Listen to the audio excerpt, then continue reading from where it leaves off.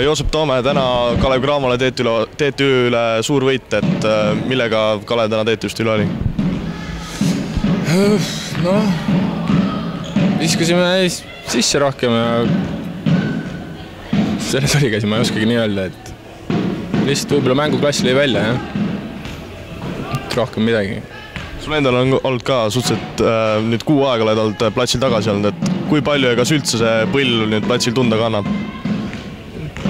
Päris korras oli ole, et ma arvan, et kuskil 6 aega läheb veel, siis ise loodust nagu, et olukord on nagu päris nii nagu võiks olla, aga jah, praegu veel ei ole päris see, et tuleb veel tegeleda vormi nii-öelda timmisega. Kuidas see vorm on, et on paremaks läinud?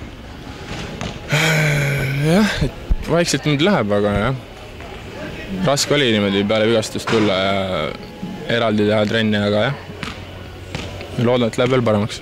No nüüd on olnud palju koduse liiga mänge enne VTB ja Balti liiga mänge, et kas see on nagu hea võimalus just vormi paremaks ajastada?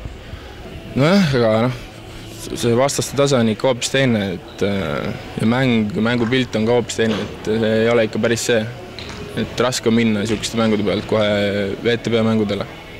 No siin osades koduliiga mängudes on treener Varrak ja osades on Kuusma, et täna oli Kuusma ja oli üldse meeskond kogu rivistusega väljas, et kas mängijatel mingisugune eelmõte ka tekib, kui öeldakse, et täna on treener Varrak või et täna põhimehed istuvad?